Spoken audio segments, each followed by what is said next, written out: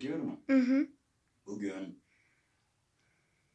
büyük bir edebiyat. Şeyh Ahmed Hıznevi'nin üzerinde Sesi. Hazreti Cigerhun'un edebiyat hazreti olan büyük şair, asrımızın en büyük şairi yazmış olduğu bir kaside okuyacağız. Makamını bir çalay müzikle.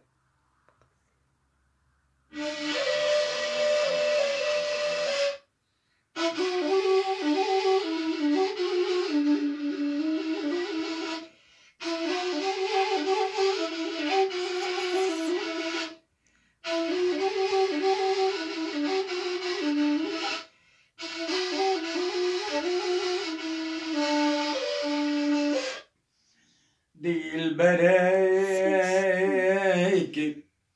mendi biçeşmaen şübhetin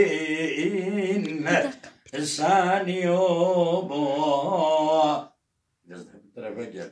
Bir dakika oldu. Zülfü serha lan belavbun her veki reyhani o zine ya şerine ya khed Leyla ya bintel arab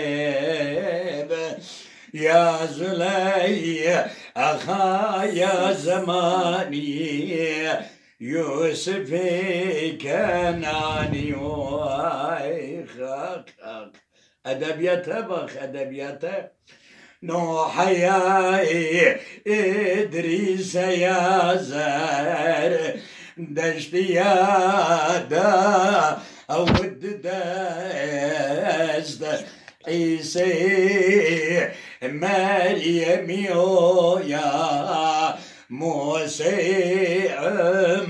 Rani vay Rüstem'i Kürdi ve ya Khayud Hayderi şeri Khuda Natwani kesb cengi biteder meydani oy در سحر دامه بدستی خوی شریف جامک زلایل زمزمه یا کوسره یا خدمه یا عرفانی من دستی وانی سبيجا مك يعني قدحك شرابا هنجبين أزين بخابر تولي دار قاي أحمد كولي ما يخان يوم kaç dakika? 3,5 dakika.